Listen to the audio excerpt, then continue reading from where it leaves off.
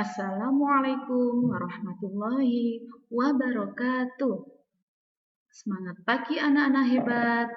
Bagaimana kabarnya hari ini? Semoga anak-anak semua dalam keadaan sehat dan tentunya tetap semangat. Anak-anak, pada hari ini kita belajar tema 6, subtema 3. Pada pertemuan kali ini, kita akan belajar mengenai akibat tidak adanya penerapan tanggung jawab.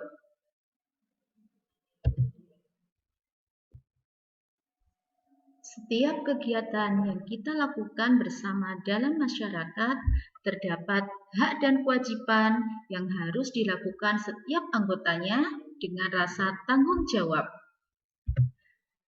Nah, anak-anak, apakah kalian masih ingat apa itu tanggung jawab? Tanggung jawab adalah sikap menyadari dan siap melaksanakan tugas dan kewajiban yang dimiliki. Dengan mengetahui hak dan kewajiban serta melaksanakannya dengan tanggung jawab, tujuan bersama akan dapat tercapai. Orang yang bertanggung jawab akan menjalankan dan menyelesaikan tugasnya dengan sebaik-baiknya. Orang yang bertanggung jawab juga akan lebih mudah dipercaya dan dihormati oleh masyarakat. Selanjutnya kita belajar mengenai akibat tidak adanya penerapan tanggung jawab di masyarakat. Sebelumnya, mari kita perhatikan beberapa contoh tanggung jawab dalam masyarakat berikut ini. Yang pertama, menjaga kebersihan lingkungan.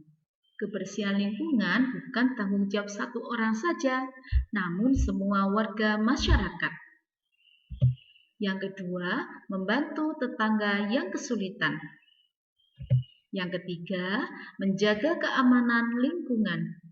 Biasanya menjaga keamanan lingkungan ini dilakukan dengan cara mengikuti kegiatan ronda malam secara bergilir. Itu tadi beberapa contoh tanggung jawab yang ada di masyarakat. Selanjutnya, apa ya yang akan terjadi jika seseorang tidak menerapkan tanggung jawabnya di tengah masyarakat? Yang pertama, orang tersebut tidak akan dipercaya dan tidak dihormati oleh masyarakat sekitarnya. Yang kedua, menimbulkan kerusakan di lingkungan sekitar. Yang ketiga, membuat hubungan sosial dengan masyarakat menjadi tidak baik. Dan yang terakhir, timbulnya permasalahan sosial. Nah, berikut ini permasalahan sosial yang bisa terjadi di masyarakat akibat seseorang tidak melaksanakan tanggung jawabnya. Di antaranya adalah masalah sampah, masalah sungai yang kotor, masalah bangunan liar, dan kemacetan lalu lintas. Untuk lebih jelasnya, perhatikan ya. Permasalahan sosial yang pertama adalah sampah. Salah satu kebiasaan yang tidak baik adalah membuang sampah sembarangan. Misalnya, siswa membuang sampah di kelas, di halaman sekolah, atau di selokan. Yang kedua, masyarakat membuang sampah di parit, saluran air, atau di sungai. Dan yang ketiga, sampah pasar, sampah toko, sampah kantor, banyak yang berserakan di jalan raya. Bahkan biasanya tak jarang pengendara jalan raya juga membuang sampah ketika mereka melintas. Lalu, bagaimana dengan akibat membuang sampah sembarangan seperti tadi? Yang pertama, dapat mengurangi keindahan lingkungan. Mengapa demikian? Karena sampah yang berserakan di mana-mana tidak sedap untuk dipandang mata. Yang kedua, jalan raya nampak sempit, kotor, dan licin. Tentu tidak nyaman untuk kita lewati. Yang ketiga, mengurangi kenyamanan dan keamanan. Kalau lingkungan kita kotor dan banyak sampah, kita tentu tidak nyaman kan? Misalnya di dalam kelas, kita melihat banyak sampah, apakah kita nyaman untuk belajar? Tentu tidak ya. Dan yang keempat, aliran air tersumbat, bahkan bisa mengakibatkan banjir ketika hujan. Yang kedua adalah sungai yang kotor.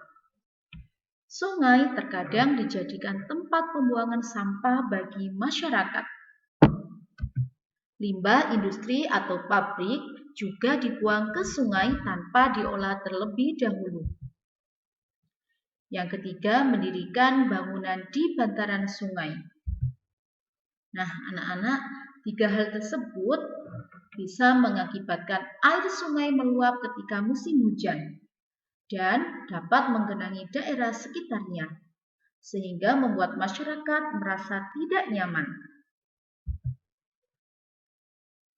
Permasalahan yang ketiga adalah bangunan liar. Pada umumnya, bangunan liar merupakan bangunan sementara yang didirikan di tempat yang tidak seharusnya, seperti di atas saluran air, trotoar, taman kota, dan kolong jalan layang. Pendirian bangunan liar ini dapat menyebabkan masalah kesehatan dan kebersihan lingkungan, sehingga masyarakat merasa tidak nyaman. Dan permasalahan sosial yang terakhir adalah kemacetan lalu lintas. Salah satu penyebab kemacetan lalu lintas antara lain banyaknya pengguna jalan yang tidak melaksanakan kewajibannya untuk menaati peraturan lalu lintas. Hal ini dapat menimbulkan ketidakamanan dan ketidaknyamanan para pengguna jalan dan masyarakat sekitarnya. Selanjutnya, kita belajar mengenai akibat tidak adanya penerapan tanggung jawab di sekolah.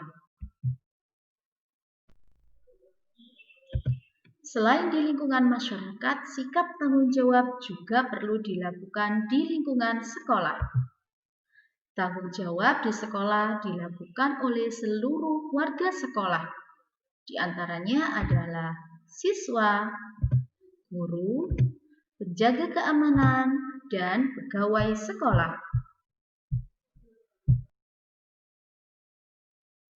Sekarang Bu Herti mau tanya kepada anak-anak semua, apa saja ya tanggung jawab sebagai siswa? Apakah anak-anak ada yang tahu? Nah, ini adalah 3 tanggung jawab pokok sebagai siswa. Yang pertama, mengumpulkan tugas dengan tepat waktu. Yang kedua, mengerjakan piket kelas sesuai dengan jadwalnya. Yang ketiga, menaati peraturan sekolah. Sekarang, apa ya akibatnya jika terdapat siswa yang tidak menerapkan tanggung jawabnya di sekolah? Yang pertama, lingkungan sekolah pasti menjadi kotor. Mengapa demikian? Karena siswa tidak melakukan tugas piketnya sesuai dengan jadwal.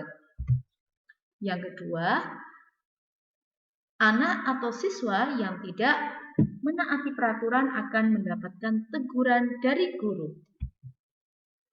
Dan yang ketiga, dijauhi atau tidak dihormati oleh teman. Nah, anak-anak, itu tadi akibat jika seseorang tidak melaksanakan tanggung jawabnya di lingkungan masyarakat maupun di lingkungan sekolah. Anak-anak, Bu Herti akhiri sampai di sini dulu ya pembelajaran kita hari ini. Semoga apa yang kita pelajari bermanfaat. Terima kasih. Anak-anak hebat semua, tetap semangat belajar dan jangan lupa jaga kesehatan. Wassalamualaikum warahmatullahi wabarakatuh.